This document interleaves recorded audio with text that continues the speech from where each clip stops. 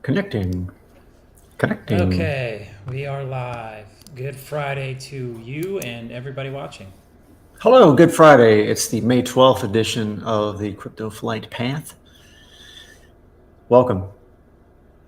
What are we going to talk about today, Josh, as we round out this week of madness? No, it hasn't really even been that bad, relatively Yeah, speaking. no. So I think what it was important to look at in the title of the stream is zoom out. Okay, so if you look at Bitcoin's price over the past 7 days, we're down 9.5%.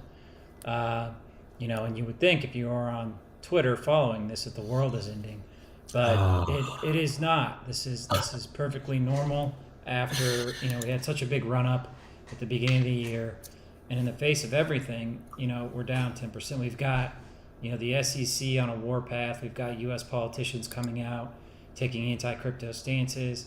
We've got the debt ceiling issue. We've got a lot of potential stress and worry in the system in general. We've got exchanges that are potentially leaving the United States. There's all kinds of issues that keep popping up, but in the face of all that, we're down 10%, and I don't think it's reason to panic, and we'll get into why that is here in a second. Yeah, I mean, let's take a minute and look at where we are and where we've come from. It's now we're in a nutshell halfway through May.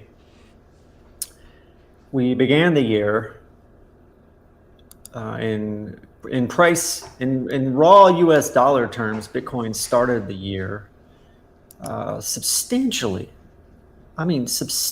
lower than we are today. I mean, it's fascinating to me, the human mind. But this is the way it works, and this is the way it goes. Is that we started on January 1st. The opening price of Bitcoin on January 1 of 2023 was 16,540 USDT. Okay, so let's call it $1,640-ish dollars. Okay, and we are now, and what happens? Well, what has happened in the time that we've in the amount of time that we've experienced that make up in the current calendar year that we're in, and the time frame and the units of measurement and time in raw time purposes here, or speaking in terms of time, we've seen Bitcoin go from 16,540, okay, call it 16,500, 16,500, okay, to all the way up in its first serious leg higher to 25,000. We saw it correct from 25,000 ish back down to 20. That was, and the record player, it's time is a flat circle, man. The record player and the voices in the space that weren't paying attention at 16 started paying attention at 25. The market corrected back down to about 20,000. Blood in the streets. Oh my God, it's over. And that was in March of this year. Okay, so not that long ago. And then, but just put it in perspective, since March, only 60-ish days ago, we went from 20,100-ish all the way to 31,000, and we have corrected all the way back down to about 26,000. But putting it in perspective for the year, we've literally walked this, we've stair-stepped up, in a manner of speaking. This uptrend is undeniable. I mean, I think even Stevie Wonder would agree that we were on an uptrend if you were showing him the chart. The point I'm trying to get to is that there's fundamentally, this is just my opinion, of course, but fundamentally, all of the conditions that were made Bitcoin a good idea at 16,000 still exist. And I would argue that the list of ingredients and all of the prerequisites for having Bitcoin exist in the first place only got richer and more. There's more of them, and they are of higher caliber. And the soil, it's fertile ground for taking the purchasing power that you're going to lose by holding some of it in US dollars. Notice I said some of it, and taking some of it at your own discretion and placing it into another hard money asset like Bitcoin that you know for sure can't be debased like the US dollar can or any other fiat money, and that we know with mathematical certainty is going to continue to appreciate in raw fiat money terms over the long term. And this perhaps is a good way to seg into talking about zooming out and looking at longer time, looking at time. Pardon me, I'm so excited. Looking at charts that express the trend, the directional nature of this asset over time, and start to unpack it a little bit further around today's topic. Yeah, and I think this is I thought this was somewhat funny. Crypto charts are the first thing in the morning, and last at night. It's time for a digital detox. Like you can't pay attention to the price action of this stuff every single day. You'll go crazy. It's volatile. This happens. Nothing moves in a straight line up or down, and so unless you've taken the time, and when I say time, I mean years of practicing and trading, and you do this every day for a living, a lot of times it's best just to kind of zoom out and look at stuff from a wider angle. And what we've noticed in Bitcoin and crypto, and this is something that's repeated itself a few times. Now, this doesn't have to repeat itself, but with Bitcoin and crypto, we've seen that it has so far. And I've pulled up a chart from Rec Capital here, and he basically says every Bitcoin 4-year cycle consists of an end of the market year, which is candle 1, end of bull and that's it's end of the bull market year just so that the point lands. I think it's important to make sure that distinction is clear. Yeah, and bear market year is candle 2, bottoming out year candle 3, and then a confirmed bull market candle 4. And so what he's saying is the worst is behind us, the best still lays ahead. So right now we are, let's say 2021 was candle 1, 2022 was the bear market year of candle 2, and this year is bear market candle 3. We're in a bottoming out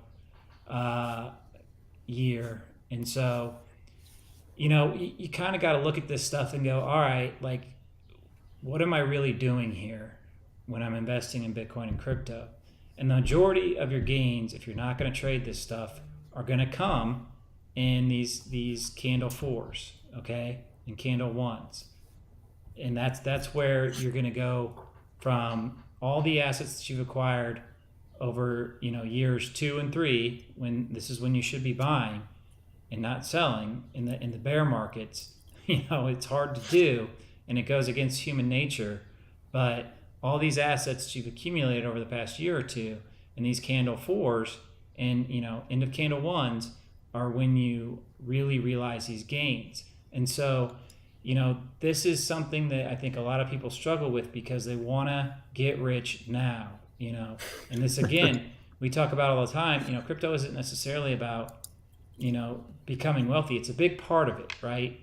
But there is other uses to crypto, such as eliminating counterparty risk with traditional banks.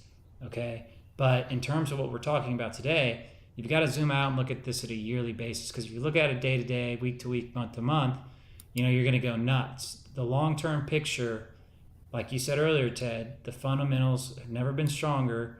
The use case for Bitcoin and crypto keeps growing.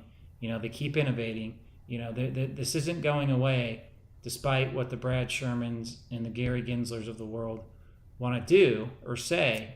This industry is only going stronger. Now, is it going to grow in the United States, or is it going to grow in the rest of the world? We're going to find that out. But ultimately, Bitcoin doesn't care at the end of the day. That's right. The global nature, the fabric or the underlying fabric of the Bitcoin network, the way it functions, the way it was built, designed, and now that has been unleashed into the wild, cannot be contained, despite what anybody says. Like, it doesn't even matter that my opinion says one thing, that I think it permeates and persists. That doesn't even matter. The proof is in the pudding. And one thing that is reassuring and quite frankly satisfying is I know I know, and the best part about me knowing this is I don't need anyone else's validation or approval, or I don't need anyone on earth to agree with me on this. But what I know is that Bitcoin's going to outlast people like Red Sherman and Elizabeth Warren and the rest of us that are alive today. I think this now anything's possible, but I think when you look at things in, as Elon, you don't have to take my word for this. If you think and take what other famous people have said, like Elon Musk has proven, he's a pretty smart guy, okay, at a minimum. And when you listen to someone like that talk about what he thinks and like his approach to understanding the world, and you start thinking in terms of, and using his words, thinking in terms of probabilities and less in certain, instead of making predictions and thinking more in what we call certainties, you start thinking about life and the world in probabilities. We know that it's very probable. I mean, I dare say impossible for Bitcoin to fail, but that would be an inaccurate statement. I think the probability that is that it continues to function as it was intended, and it will outlast all of its critics. And it has outlasted many of them for 14 years now, 13, 14 years. I don't even I don't even think about it anymore in terms of how long it's been around. I just Yeah, know and that so the it's world is all waking up to it still. yeah, and so these cycles are based off, in and around Bitcoin's happening. Now, you could say there's a lot of thought that says, okay, well, maybe it's not necessarily the happening. Just happens to coincide with the business cycles that happen every 3.5 years. Okay, great. Whatever. It's still a good proxy and it's still a good guide to how you look at these markets and how you approach this on a day to day basis. And so it is a highly volatile asset over time that will change, and you have to be careful with this stuff too, because everyone is going to tell you that it's different this time and that the 4 year cycle isn't real, and I got caught up in this last cycle and, was able to exit a lot of my holdings despite that, but still I got caught in it and, didn't sell as much as I should have, because every expert, quote unquote expert in the world was saying there's not, this is different this time because of XYZ. And so what's important to remember is right now we're coming out of the bear market, we're in a bottoming out candle, and now is a time when you should be accumulating assets that you believe will perform well into the future. And Ted and I aren't going to tell you which assets are going to do that. You're going to have to do that for yourself, right? We'll tell you, we like Bitcoin, there's some other ones that we like, but the strategy should be, as you get into this and learn about this, that now is a time in the cycle where you should start to pay attention, because the rest of the world, once again, thinks crypto is dead. And categorically, I'm telling you, it's not. We do this every day. We're involved with people that do this every day, and the amount of growth in the industry continues, and it's not slowing down despite all the pressures against it. And this sentiment that you feel right now happens in every bear market that's happened, and it happens across all industries. It's not just crypto and Bitcoin. If we enter a recession, everybody's going to be freaking out and saying that the stock market's over, or if they don't, extend the debt ceiling, everybody's going to be worried. And what you have to do is shift the way you look at these things, and that's the time you should be acquiring assets. It doesn't have to be crypto, right? If you like stocks, you can do stocks, but it applies to real estate too. The time to buy real estate isn't now, right? It's not when it's at however many year bubbles. The real estate market will have a hiccup. It's going to happen. This stuff, it's human nature. It's how these markets work. And you just have to remember that, again, sometimes the best action you can do is nothing. If you've acquired, everything you want, if you're happy with your positions, don't do anything. But it's at these times in these markets when you start to think about acquiring assets that you believe will perform well over the long term. So if Bitcoin dips back to 25 or 20, I look at that as a gift, right? That's an opportunity to acquire more of an asset that I believe is undervalued at a time when the market hasn't fully realized its value or priced it appropriately. I think something you said triggered a thought I wanted to add to what you just said. and it has to do with like this idea of looking at what's happening right now. The real challenge, I think, is at the individual level here. I'm trying not to pick on people, but so I mean this in a positive way, is that we have a tendency as a species to look at things through the mail slot, and like imagine the door. There's a little mail drop thing, and you flip it open, and you look outside, or you look in, perhaps let's talk about the crypto world and all of it, because the point you articulated, which was good, is that there's a lot of activity, there's a lot of really great stuff going on, there's a lot of innovation, a lot of really smart minds that could choose to that have a choice of where they put their energy and effort, and where they literally like devote their lives to doing, are innovating and working in this space, and doing all kinds of great things that are, legal and good for business and good for humanity, despite what the politicians will say, because of all the dumb reasons that they say things in the first place. But the point I'm trying to get to is that there's this tendency to get caught up in what you read in the newspaper, which is largely fake and mostly manufactured anyway. And you flip open the mail slot and it looks absolutely awful. But if you took a minute and opened up the door and walked inside to this world and started to look at what's actually happening, instead of having this selective mindset around, I'm only going to pick and choose the stuff that I'm going to consume so that I can form an opinion about this thing.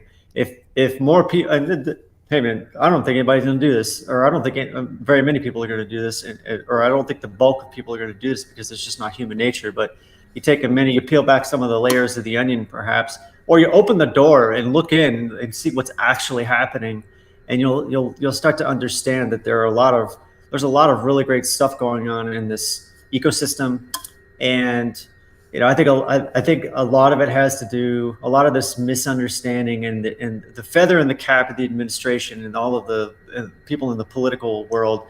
They know that this really technical crypto stuff, as a lot of people have been known to say it because of it being rooted in technology, it makes it really easy to point the finger at it and say, "Ooh, that's bad, uh, new thing bad," and that's just real life, and we have to contend with that. But uh, this this doesn't. But all things change, and things are changing, and people's perceptions are changing, and like I said a few minutes ago, the world's waking up, and this is not going to be stopped, and people are going to make their own choices, and they can choose to be stuck or whatever. Or, what if something's working for you? Great, go for it. You have every right to do whatever the hell you want to do in the first place.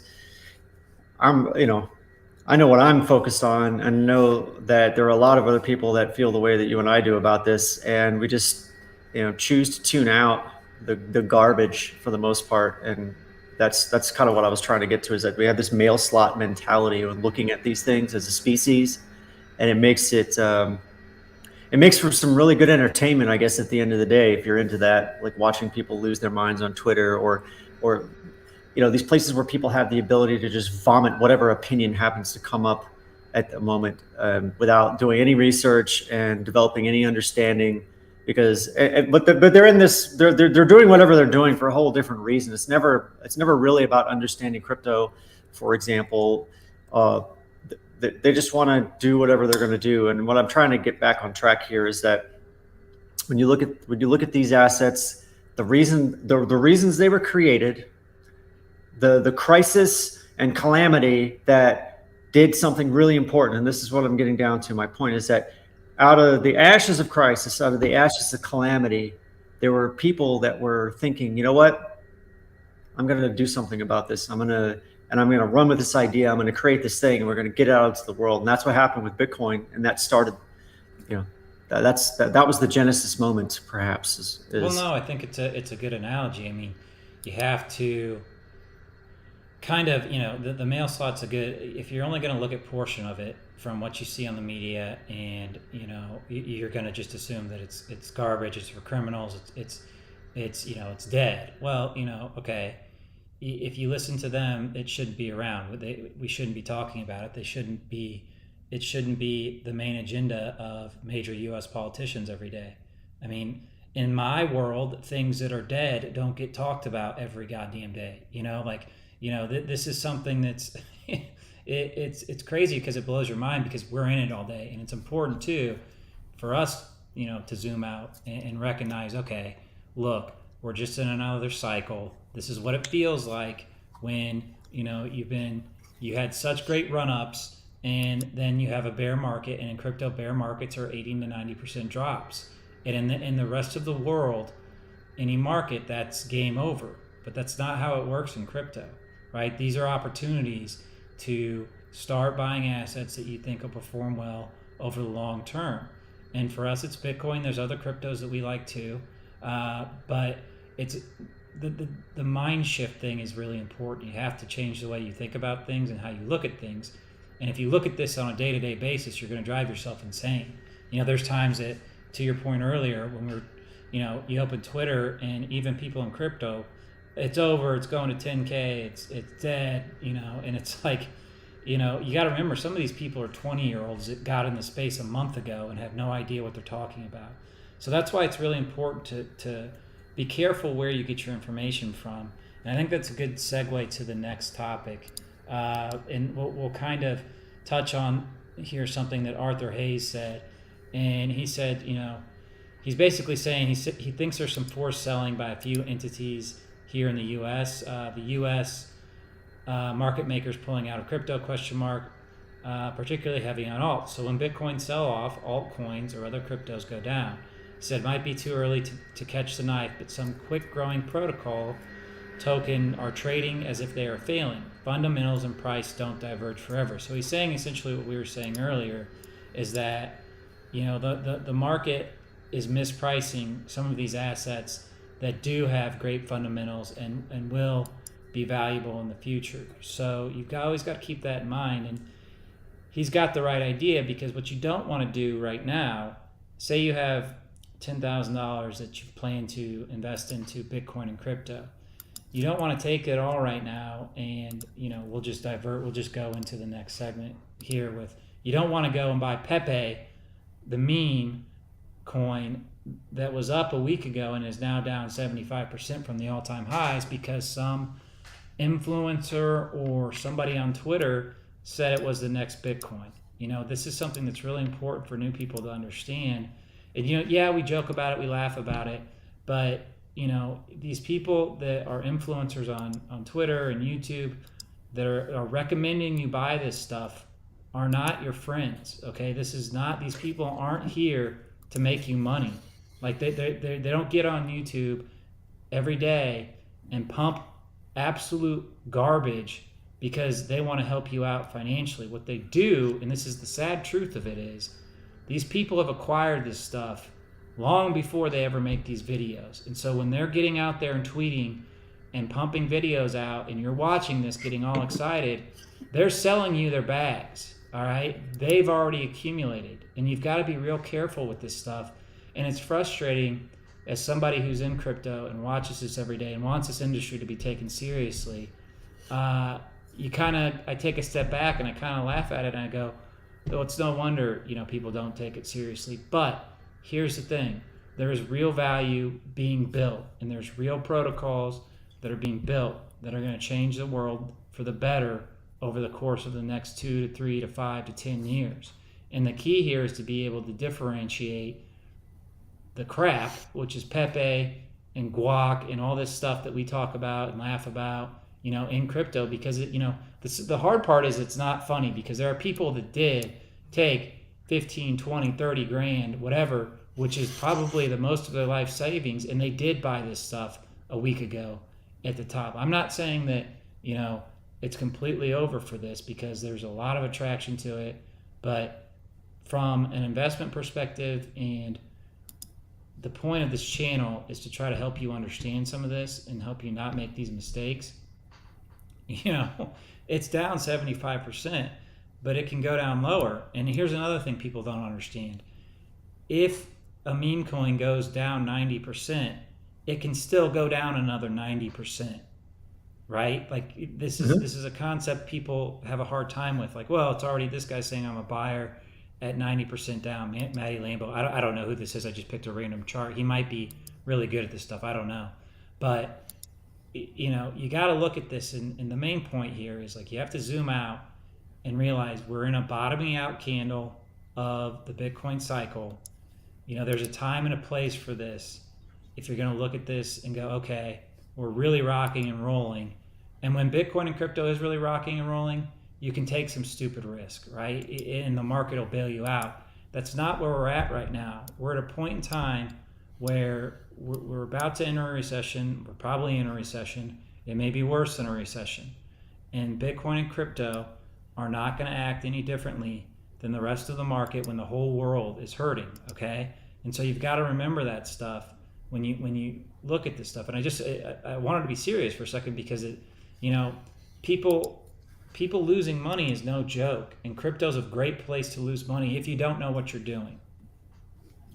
Yeah, there are certain types of, or there are certain sectors or certain classes of instrument or classes of. I mean, I don't want to use the word asset when we're talking in the same context as Pepe. I wouldn't call it an asset in any way, shape, or form. But I'll make an analogy here: is that there are people that drive for a living, and or look, we as a society, this idea of the automobile is a pretty powerful and enduring concept. Would anybody agree with that? Yeah, I think most people. I own a car. You own a car. The we think that driving is an important part of life. I dare say it's vital to our existence because it gives us the opportunity to go to the grocery store, for example. We don't have to grow our own food and things like that today. But the point I'm trying to get to is that what kind of sometimes what happens from my perspective. This is what I feel like. I feel like I'm a professional driver some days, and I've got my vehicle, the vehicle that I have chosen. It happens to be Bitcoin, okay, and a few other things, okay, that I'm interested in because this is America and I can do mostly what I want if I don't infringe on other people's rights and I'm not breaking the law.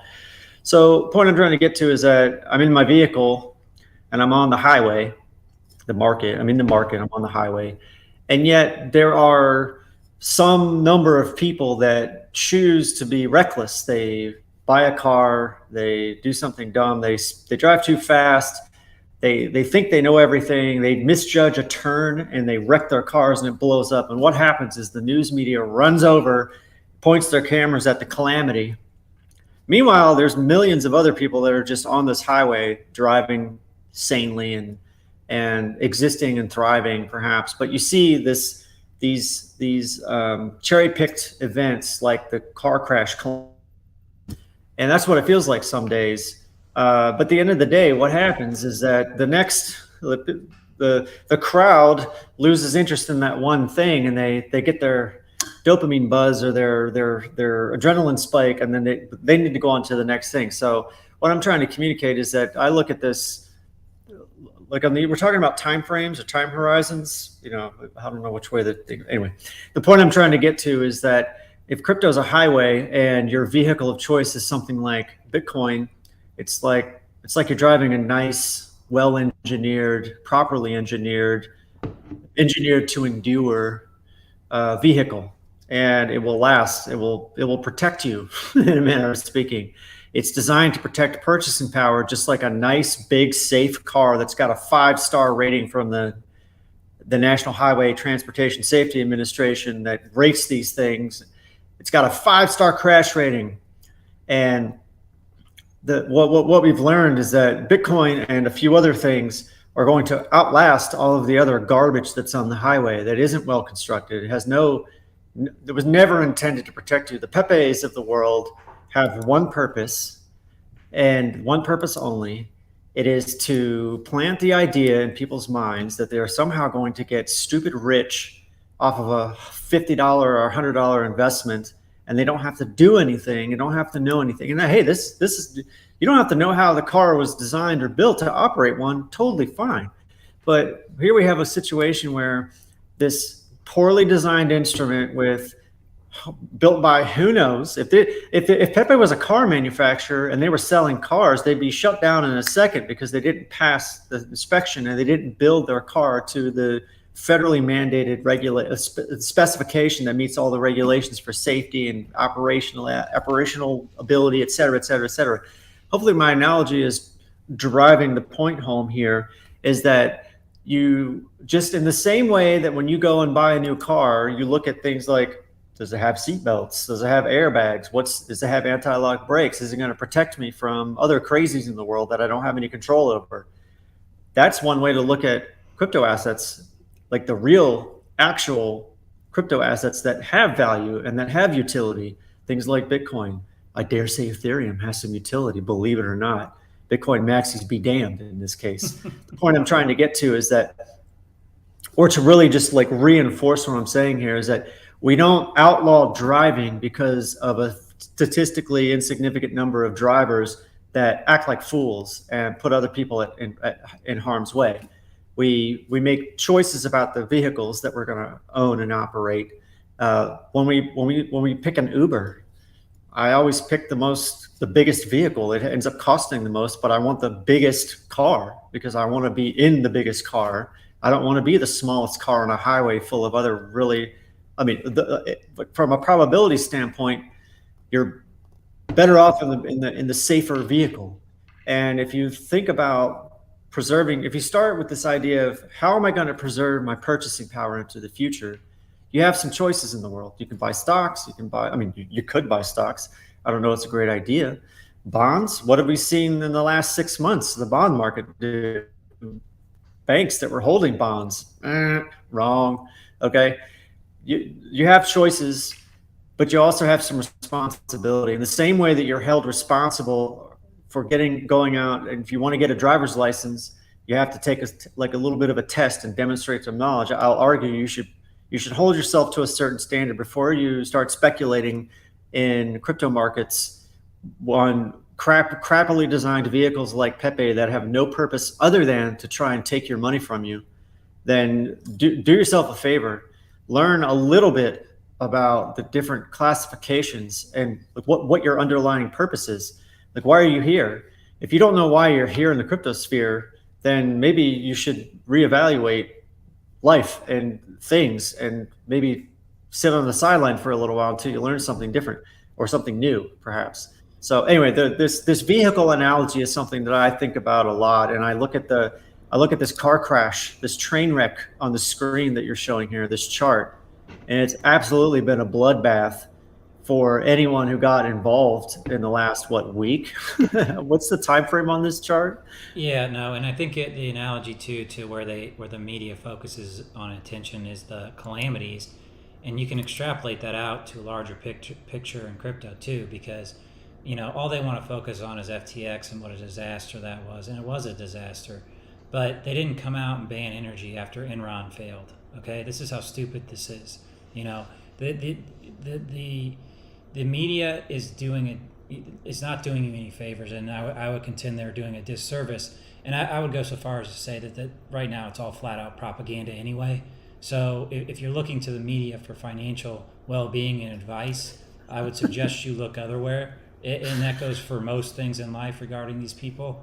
But yeah, I think it's a great analogy, Ted. I mean, I think that really kind of sums it up in the fact that you're on this highway, and there's people that are driving respectfully and not like everything's fine, and then you have people that are reckless, and the goal here is not to be a reckless driver. You can do this. I mean, look, like I do think these meme coins serve a purpose. It brings attention to crypto, but the hard part is we've seen this pattern over and over and over and over again. And the only way you're going to learn is if you make this mistake. The thing that Ted and I can help you with is if you're going to make this mistake, make it on a small level. Don't make it with $5,000. Don't make it with 30 grand. Make it with $50. And I really worry about people because if you get into this, right, all right, and you're saying, okay, I like crypto, I'm going to use this as a wealth creation vehicle, and you take outsized risk before you understand what you're doing, the chances are very high you're going to end up on the wrong side of this chart, and you're never going to come back. So, if you're gonna risk your money, do so in a risk minimized way. Because I can't tell. I'm not gonna tell people not to do this stuff. Like, look, I love this stuff. It's great. It's fun. And if you bought the stuff, a month ago, you did all right. Now you probably didn't sell either. That's the other side too. People have to realize when something goes up 8,000%, you need to sell it. Like, that's just that's the way the world works, right? Like, and look, Pepe could make a comeback. Is it going to come back tomorrow? No. In the bull market, when we start rocking and rolling, is this a play that you could make? Maybe. If it's down another 90%, like Maddie Lambo here is saying, sure, why not? I mean, I wouldn't do it. I mean, I think there's higher quality assets that I choose to invest in for a longer time period. But you have to remember that, again, the important thing is when you're learning this, it's very important that you learn from people that see the world like you do and try to look at this stuff in a rational manner. And the fundamentals of Bitcoin and the crypto industry are growing stronger every day. Yes, we're going to have car crashes, but the highway's fine. The highway's not going anywhere. You might have some roadblocks, right? You might have, the government come in and slow you down, but it can't stop it. I mean, there's too many people involved. The intellectual minds that are involved in this keep growing every day. The world is changing in a way where this is becoming more and more important every day. You've got these companies or countries that are looking to go away from the dollar. Is that going to hurt the dollar tomorrow? Probably not. In 5 years, probably not. Who knows? Like, I'm not an expert on that. But the idea is to get your assets out of, not all of them, right? You don't have to do this with everything. But take some of your assets, get it out of the traditional system, which for most of us, there's not a lot of upside. And if you're holding dollars, there is no upside. You're guaranteed to lose purchasing power holding US dollars. Now, if you put some of those dollars into an asset like Bitcoin, yes, it's going to be volatile, but over time, your upside is much greater. So just look at it from that perspective, and remember to, like the point of the video was to zoom out and realize that this is, even though this feels like it's been forever, this bear market, I mean, it's only been 18 months. That's a long time, right? But in the traditional world, sometimes these things last 3 to 5 years, and in Bitcoin, time gets compressed. So it's volatile, it's dramatic, it feels terrible, but if you zoom out and look at where the industry is going and what's happening in the world, you can look at this and say, okay, I'm going to look at this from the perspective of I should be buying when everybody's scared with a 2 to 3 year hold, plan for some of this stuff.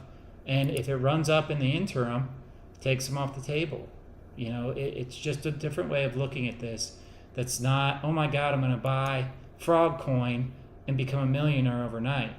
It happens for people. It does. And so, I mean, I'm not going to say, no, I'm not going to say that, it's impossible, but what the likely path is, if you do that after it's all over YouTube and Twitter, you're going to end up in the red part of this chart.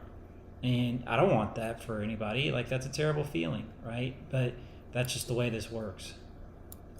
I mean, one thing I wanted to express on the tail end of that, and maybe like wrap this up. If you go to a financial advisor today and ask them, what's the certainty if I buy Bitcoin today, what's the certainty? They say, oh, it's uncertain.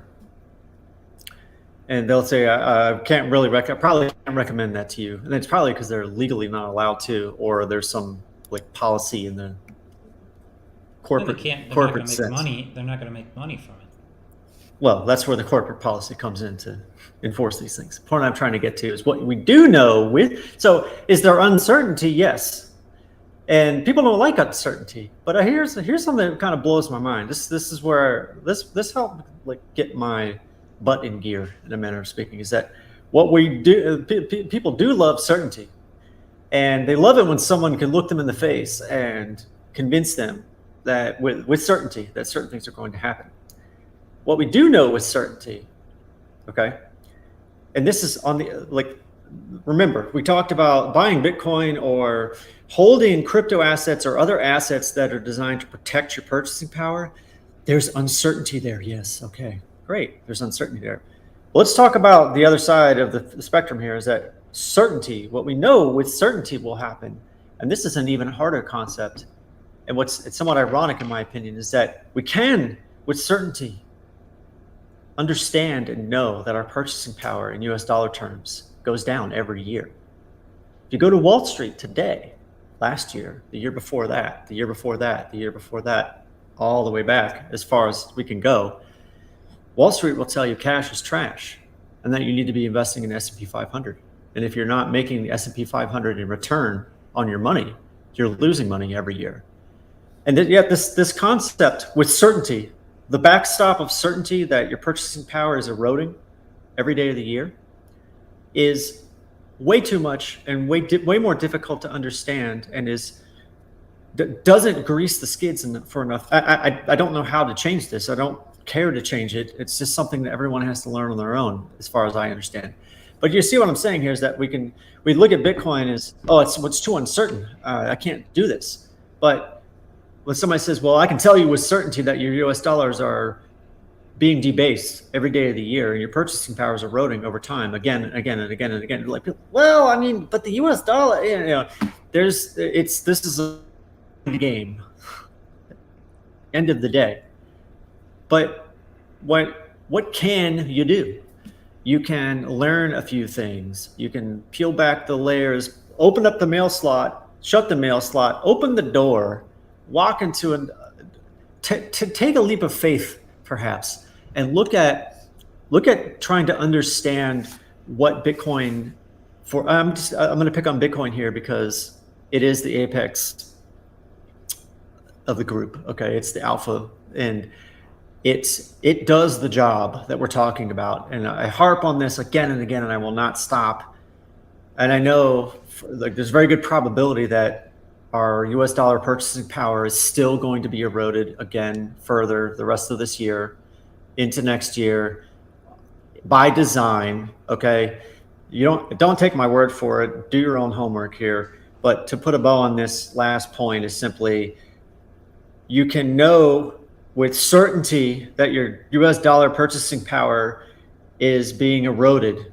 And then you can look at the uncertainty of buying something like Bitcoin because of the volatility that comes. But what the volatility tends to mask, unfortunately, is the mathematical, provably scarce asset that is designed to protect purchasing power over. The most important part about Bitcoin's power here is that it protects purchasing power over longer periods of time. I'm telling you, a lot of people, like myself included, I don't know what I'm going to have for lunch today. I sure as heck don't know what's going to happen in 9 years. Okay, but what I do know is that in order for me to sleep at night, what I will do is I will take some of my US dollars and I will buy Bitcoin to store that purchasing power 9 years into the future, or 11 years, or 8 years. It doesn't even matter. 4+ years tends to be the provably, like if you look at the math, 4+ years tends to be the time frame where you are able to successfully preserve your US dollar purchasing power to a meaningful extent. So that's what I had to say in that regard. And I think an important point here is that Bitcoin is not volatile. Bitcoin in and of itself is highly predictable. There's nothing about Bitcoin that's volatile. What is volatile is the relation in price to the US dollar. Bitcoin will continue to operate as formed. It's designed. Its inflation schedule is known 100 years out to the future. We know that Bitcoin in itself, one Bitcoin will always equal one Bitcoin. You can price it in dollars, you can price it in yuan, you can price it in pesos, you can price it, and against those different denominations, it'll move up and down, but the asset itself is highly predictable. All right, and so that's completely different from the US dollar, which if you look at a US dollar chart, moves up and down all the time. It's at the DXY. I mean, I don't know, what is it's a measure of the dollar versus shit. I mean, that's a great, and when I Yeah, say that, I it's mean other currencies, like it's the euro under and a versus, few other yeah. things. And You got to so look at the weightings of the DXY is a dollar versus to use the market lingo, a basket of other currencies. Okay, baskets. Yeah. yeah, and so It's a whatever. But combination. It's some euros at one weight, like 60% of some, 30% of whatever. There's a whole list of other U.S. currencies. There's a whole another can of worms.